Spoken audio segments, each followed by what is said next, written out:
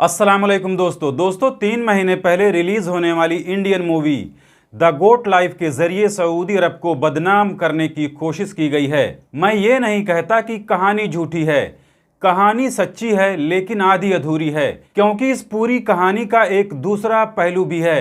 जिसे फिल्म के अंदर नहीं दिखाया गया। जितनी भी बुरी चीजें थी वो फिल्म के अंदर दिखा दी गई, लेकिन जो अच्छी चीज थी वो फिल्म में नहीं दिखाई गई। तो आज की इस वीडियो में मैं आप लोगों को इस कहानी का वो दूसरा पहलू भी बताने वाला हूं जिसे फिल्म के अंदर नहीं दिखाया गया। तो देखिए, कहानी कुछ ऐसी है कि 1992-93 में केरल का रहने वाला एक आदमी रोजी रोटी कमाने के लिए सऊदी अरब जाता है, लेकिन जैसे ही वो सऊदी अरब के एयरपोर्ट पर लैंड करता है, वहां पर पहले से ही मौजूद एक सऊदी आदमी उसे अपनी गाड़ी में बिठाकर कहीं बहुत दूर रेगिस्तान में अपनी बकरियों के बाड़े में ले जाकर छोड़ देता है। यानी वो सऊदी आदमी उस इंडियन का कफील नहीं था, बल्कि कोई दूसरा सऊदी था,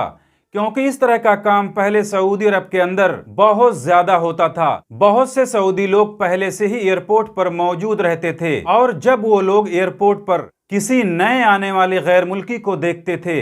तो खुद को उसका कफील बताकर अपनी गाड़ी में बिठाकर वहां से लेकर चले जाते थे, और फिर उनके साथ वही सब कुछ होता था जो इस फिल्म के अंदर नजीब के साथ दिखाया गया है। खैर, कुछ दिनों बाद जब उस इंडियन को पता चला कि ये उसका कफील नहीं है, तो फिर उसने सऊदी से छोड़ देने के लिए कहा, लेकिन वो सऊदी शख्स बहुत ही जालिम था। उसने इंडियन पर बहुत ज्यादा तशद्दुद यानी जुल्म करना शुरू कर दिया, और इसी तरह से 5 सालों तक इस इंडियन पर जुल्म होता रहा। और इसी दौरान एक दिन उस सऊदी और इंडियन के बीच में किसी बात को लेकर झगड़ा हो गया, जिस पर गुस्से में आकर इंडियन ने कोई चीज उठाकर सऊदी आदमी के सर पर दे मारा, और फिर वो सऊदी आदमी वहीं ढेर हो गया, यानी उसकी मौत हो गई, जिसे देखकर इंडियन शख्स काफी डर गया और वहां से भाग गया। जिसके कुछ घंटे बाद जब उस सऊदी का बेटा वहां पर आया तो उसने देखा कि उसके बाप की मौत हो गई है, जिसकी इत्तला, जिसकी जानकारी उसने फौरन सऊदी पुलिस को दे दी, और फिर बिल आखिर वो इंडियन गिरफ्तार हो गया। लेकिन कोर्ट में जब उस इंडियन की भी बात सुनी गई तो पता चला कि इस इंडियन पर बहुत ज्यादा जुल्म हुआ है, और इसने सऊदी आदमी की हत्या अपने बचाव में की है। लेकिन हत्या तो हत्या होती है,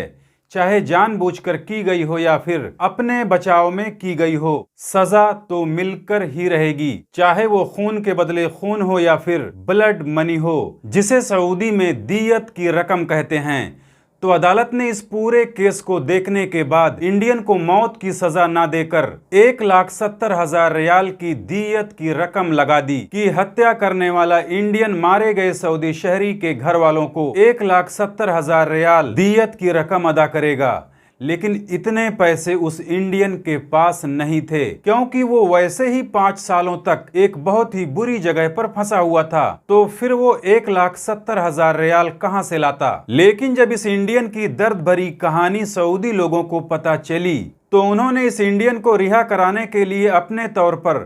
चंदा करना शुरू कर दिया, यानी एक कैंपेन चलाना शुरू कर दिया। और जब 1,70,000 रियाल इकट्ठे हो गए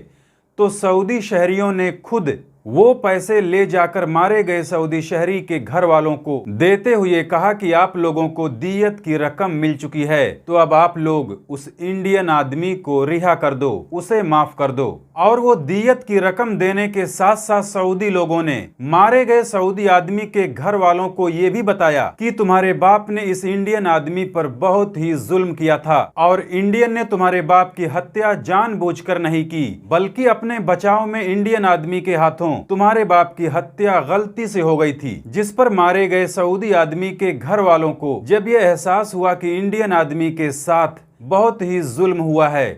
तो उन्होंने वो 1,70,000 रियाल दियत की रकम इंडियन आदमी के हवाले कर दी। यानी दियत के पूरे पैसे मारे गए सऊदी आदमी के घर वालों ने इस इंडियन आदमी के हवाले कर दिया। बताया ये भी जा रहा है कि ये आदमी पहले हिंदू था,